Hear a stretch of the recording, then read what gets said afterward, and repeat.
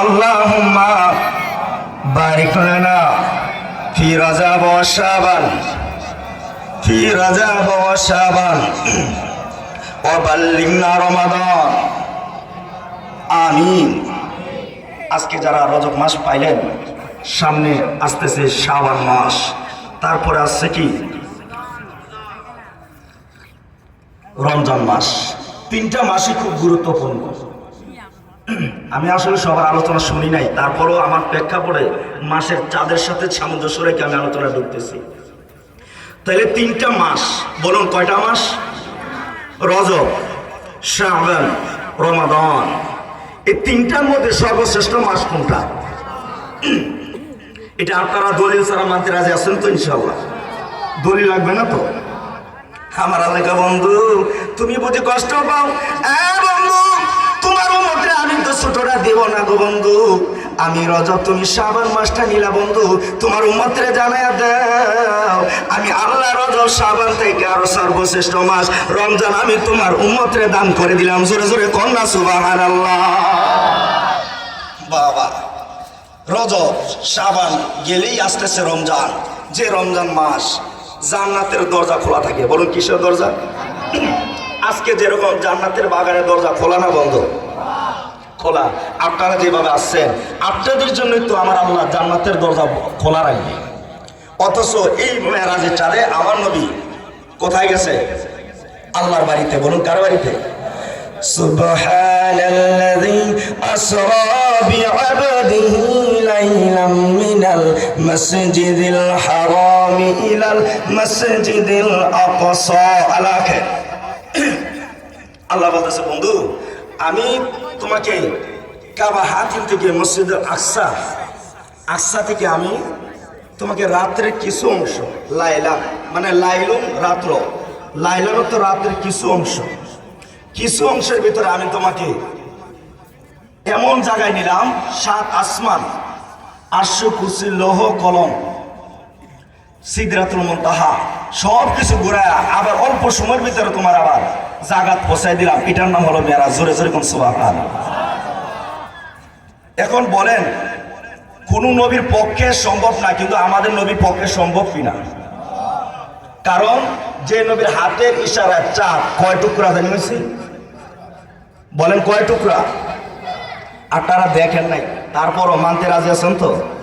আর আবু জাইল্লার ঘরে আবু জাইল্লা দেখো আমার নবীরে কয়, বাতিজা তুমি যে এত বড় জাদুকর বাতিজা, আমি চাচা জানতাম না, নাজুবিল্লাহ কইতেন না। এই আবু জাইল্লা ফাইলে খাওয়াইতেন না, দাওয়াইতেন? বাবারে, ওরা তো 2025 সালের ফোলা ভাই 26 সালে পড়লো। হ্যাঁ, মায়ের গুতার ঘুষিতে হ্যাঁ দেখালি ভ্যাকসিন দিয়ে পড়ালো, হাদিসই নেই। তবে সে আবু জাহিলা পর্যন্ত আমার নবীর মেরাজ বিশ্বাস গেছে কোনোদিন? যাই বলতেছে, চাচা আমি তো মেরাজ করে আসছি। বাজার, নবীর শান মান ইজ্জতকে বিশ্বাস করার নাম হলো ঈমান। সুবহানাল্লাহ বলবেন না? নবীর শান মান ইজ্জতকে বিশ্বাস করার নাম কি? তার বাস্তব প্রমাণ আমার নবী। আবু জাহেল, আবু লাহাব মক্কার কাফেরদের কাছে যাইয়া বলতেছে, মক্কার কাফেরেরা শোনো, আমি নবী আমার আল্লাহর আরশে মুআল্লা থেকে আসছি, জান্নাত জাহান্নাম ঘুরে আসছি, 7 আসমান ঘুরে আসছি, তোমরা বিশ্বাস যাও। আমার নবী ঘোষণা করলেন, নিষ্ঠুর আবু জাহেল, আবু লাহাব সারা এলাকা ঘুরে মক্কার অলিতে গলিতে যায়, যার কাছে যায় তার কাছে যায় বলতেছে, রে মক্কার মানুষ, আমি না বলছি মুহাম্মদ পাগল। তার বাস্তব প্রমাণ এখন পাওয়া গেছে। নাউজুবিল্লাহ কইতেন না? মানে আমার নবীরা পাগল হতো। আসলে কি নবী পাগল আছেন? নবীর পাগল আছেন ঠিক আছে, কিন্তু উম্মতের পাগল। কার পাগল? কার পাগল?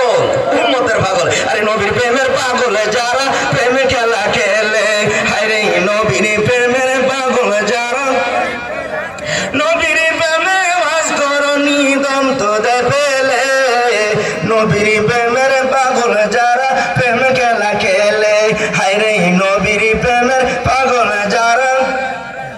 পাগল ছিলেন আবু বকর, প্রেমে দরিয়ায় দিলেন সাঁতার, পাগল ছিলেন হাসর মিজান পারি প্রেমের পাগল যারা প্রেম খেলা খেলে, হায় রে নবীর প্রেমের পাগল যারা। সেই প্রেম খেলা তো আজকে আপনারাও খেলছেন। আপনারা ছেলে মেয়ে বিবি ধন সম্পদ বাড়ি গাড়ি নারী সব কিছু ফলাইয়া আজকে নবীর প্রেমে বসে আছেন। আপনারা যে এইভাবে বসবেন, আমার নবী ১,৫০০ বছর আগে খবর পাইছে, মারাবা করতেন না। আমার নবী সাহাবীদের সামনে যাইয়া দুইটা চোখের পানি চাইরা দিয়ে কান্দে। সাহাবীরা আয়েশা দাঁড়ায় গেছে, আবু বকর আমার নবীর পাশে আয়েশা চোখের পানিগুলো ছেড়ে দিছে।